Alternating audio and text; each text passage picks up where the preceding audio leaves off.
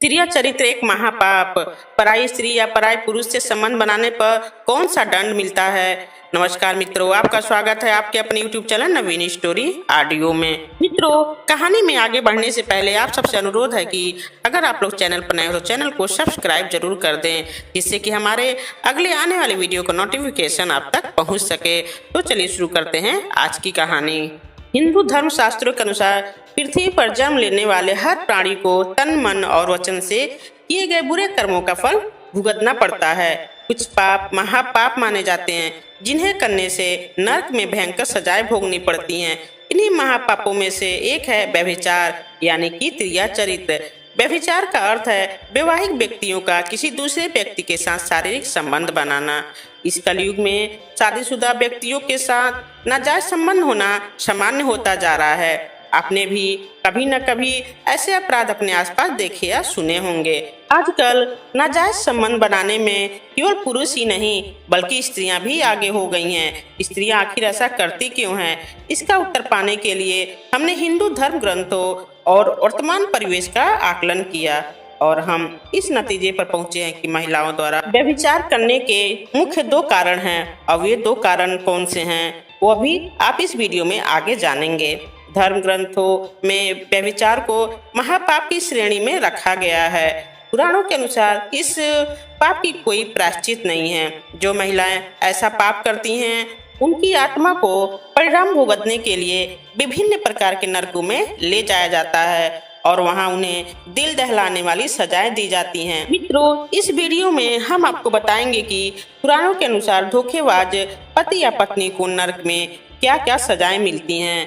मित्रों, मनुस्मृति और नारद पुराण में चरित्रहीन महिलाओं और पुरुषों के बारे में क्या लिखा है? क्या व्यभिचारी स्त्रियों और पुरुषों के बच्चे अपने माता पिता के पापों का अंश भुगतते हैं? ये सारी जानकारी आपको इस वीडियो में मिलेगी।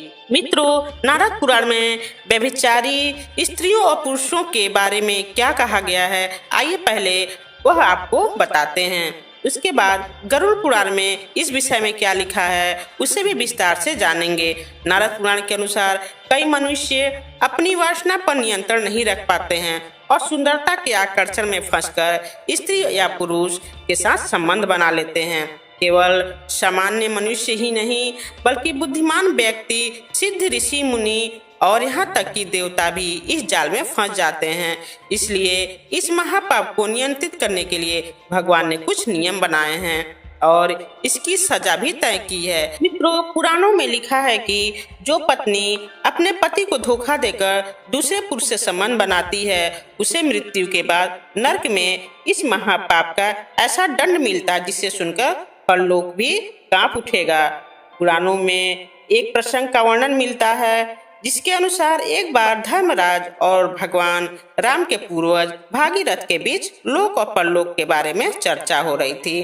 तब भागीरथ जी ने धर्मराज से पूछा कि हे धर्मराज, अपने पति को धोखा देने वाली स्त्रियां और पुरुषों को यमलोक में किस प्रकार दंड मिलता है? इस प्रश्न के उत्तर में धर्मराज ने बताया कि यमलोक में उन महिलाओं के लिए बहुत दर्दनाक सजाएं होती हैं जो खुद को वासना से रोक नहीं पाती हैं और दूसरे पुरुषों की ओर आकर्षित होकर उनके साथ संबंध बनाती हैं।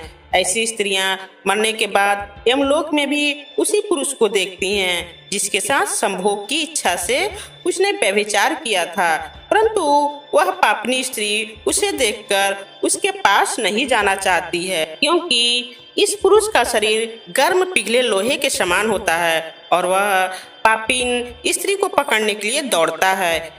ये देखकर पापिन स्त्री भागती है, लेकिन लोहे का दहकता पुरुष स्त्री को जबरदस्ती अपने आलिंगन में लेकर उससे उसी प्रकार व्यवहार करता है जैसा वह अपने प्रेमी से चाहती थी। इससे उस स्त्री का पूरा शरीर जल जाता है और उसे भयंकर पीड़ा होती है। फिर उसे एक एक करके अलग अलग नरकों में ले जाया जाता है और उस पापिन स्त्री को युगों युगों तक उन नरकों में अपने पापों की सजा भुगतनी पड़ती है। मित्रों, पुराणों के अनुसार जो स्त्री अपने पति को धोखा देकर एक नहीं बल्कि कई अन्य पुरुषों के साथ संबंध बनाती है उसके लिए यमलोक में कड़ी सजा का प्रावधान है। व्यभिचारिणी स्त्रियों को देखकर यमराज क्रोधित हो जाते हैं और उन्हें प्राण घातक दंड देकर नरक में भेज देते हैं। वहां महिला को बहुत पीटा जाता है, लेकिन यमदूत उस पर थोड़ा भी रहम नहीं करते हैं। फिर उसे जलते हुए लोहे के खंभों का आलिंगन करवाया जाता है, लेकिन यमराज की सजा यहीं पर खत्म नहीं होती है। इसके बाद इन स्त्रियों को नमक वाले पानी से नहलाया जाता है और चोट पर नमक पड़ने से वे बहुत छटपटाती हैं और अंत में यमदूतों द्वारा यही पानी उन्हें पिलाया भी जाता है। इसके बाद उन्हें अलग अलग नरकों में ले जाया जाता है, जहां ईगो तक वह अपने पापों का फल भोगती हैं। नरकों में यातनाएं सहने के बाद धरती पर उन्हें जानवरों के रूप में पुनः जन्म मिलता है, लेकिन इन व्यभिचारी स्त्रियों को पशु योनि में भी निम्न योनि प्राप्त होती है। मित्रों, गरुड़ पुराण पुरुषों और महिलाओं के बीच शारीरिक संबंधों के बारे में बहुत कुछ बताता है। इसमें कुंवारी या कम उम्र की लड़कियों के साथ संबंध बनाने के लिए अलग सजा का प्रावधान है और शादीशुदा महिलाओं के साथ अलग। पुराण के अनुसार जो महिला अपने पति को छोड़कर किसी अन्य पुरुष से संबंध बनाती है तो यमलोक में आग के धधकते लोहे से बांध दिया जाता है। इस सजा की अवधि व्यक्ति के कर्म पर निर्भर करती है। साथ ही पाप की सजा पूरी होने पर उस स्त्री को चमगादड़, 2 मुंह वाला सांप या फिर छिपकली के रूप में जन्म लेना पड़ता है। जो महिलाएं अपने पति को धोखा देने के अलावा पीठ पीछे उसको अपशब्द कहती हैं, गालियां देती हैं, यमदूत ऐसी महिलाओं को कढ़ाई में डालकर खौलते हुए गर्म तेल में तलते हैं। जो महिला एक ही समय में कई पुरुषों के साथ संबंध रखती है और उन्हें बेवकूफ बनाकर पैसे लेती है, ऐसी स्त्रियों को नरक में सांपों से भरे गड्ढे में डालकर मारा जाता है। जहरीले सांपों के काटने से उन्हें बहुत कष्ट होता है और जब नरक की सजा खत्म हो जाती है तो उनका अगला जन्म सूअर की योनि में होता है। धर्म ग्रंथों के अनुसार संबंध बनाने के लिए न केवल महिला बल्कि उसके प्रेमी को भी पाप में बराबर का भागीदार माना जाता है और उन दोनों की आत्माओं को दहकते लोहे के खंभों से आलिंगन करवाया जाता है। इस लव अग्नि में जलती हुई आत्माएं उन क्षणों को याद करके रोती हैं जब उनके बीच पापपूर्ण शारीरिक संबंध बने थे और अपने अपराध को याद कर खुद को दोषी मानकर विलाप करती हैं कि उन्होंने अपने पति को धोखा देकर दूसरे पुरुष के साथ संबंध क्यों बनाए। मित्रों, इस विषय पर मनुस्मृति में लिखा है कि जब कोई स्त्री किसी गैर पुरुष के साथ शारीरिक संबंध बनाती है तो उस महिला के शरीर में कई तरह के दोष पैदा हो जाते हैं, जिससे उन महिलाओं का शरीर विकृत होने लगता है।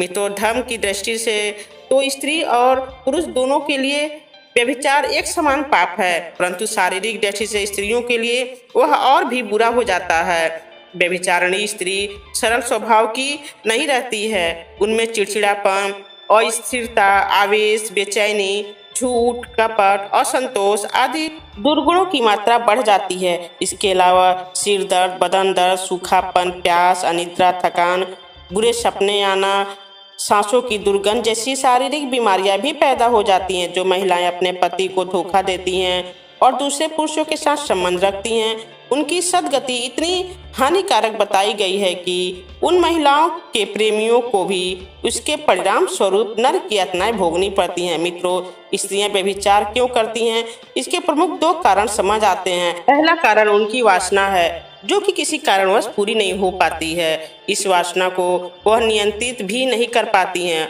और पर पुरुष के साथ संबंध बनाने के लिए आगे बढ़ जाती हैं। तो दूसरा कारण है प्रेम और सम्मान की कमी। अक्सर देखा जाता है कि महिलाओं को उनके घर में ना ही उचित सम्मान दिया जाता है और ना ही प्रेम, जिस कारण से जब ऐसा प्रेम और सम्मान घर के बाहर किसी अन्य व्यक्ति से मिलता है तो वो उसकी तरफ प्रेरित होती चली जाती हैं। इसलिए स्त्रियों को उचित सम्मान और प्रेम देना ही चाहिए। मित्रों, अब हम इस प्रश्न का उत्तर देंगे कि क्या व्यभिचारी पुरुषों या स्त्रियों के बच्चे अपने माता पिता के पापों का परिणाम भुगतते हैं। इस विषय पर धर्मशास्त्रों में लिखा है कि एक या अधिक पुरुषों के साथ संबंध बनाने से व्यभिचारी स्त्री का गर्भ दूषित हो जाता है और इसका परिणाम उसके बच्चे पर पड़ता है। या तो उनके बच्चे नहीं होते हैं और अगर होते भी हैं तो ऐसे बच्चे जन्म के कुछ वर्षों बाद ही मृत्यु को प्राप्त हो जाते हैं। ये अपना पूरा जीवन पैतृक रोगों को लेकर बिताते हैं। माता पिता कि पापमयी प्रवृत्ति का स्वभाव संतान पर निश्चित रूप से होता है। उस संतान में अनेक आसुरी गुण पाए जाते हैं। व्यभिचार से उत्पन्न हुई संतान को धर्म ग्रंथों में वर्णशंकर के अपमानजनक नाम से संबोधित किया जाता है, इसलिए व्यभिचार को सर्वदा निंदनीय बताया गया है। मित्रों, किसी को भी धोखा देना एक अपराध है, चाहे वह महिला हो या पुरुष। मित्रों, हर महिला और पुरुष को चाहिए कि वह अपने इंद्रियों पर काबू रखे और अपने मर्यादा में रहे, अपने रिश्ते में वफादार रहे। मित्रों, स्त्री हो या पुरुष, व्यभिचार दोनों के लिए पाप है और दोनों के लिए सजा भी बराबर है। मित्रों, कहानी सुनकर चले मत जाइए। कहानी कैसी लगी हमें कमेंट करके जरूर बताएं। वीडियो को लाइक शेयर जरूर करें और चैनल पर नए तो चैनल को सब्सक्राइब करें। तो मिलते हैं अगले वीडियो में एक नई कहानी के साथ। राम राम मित्रों।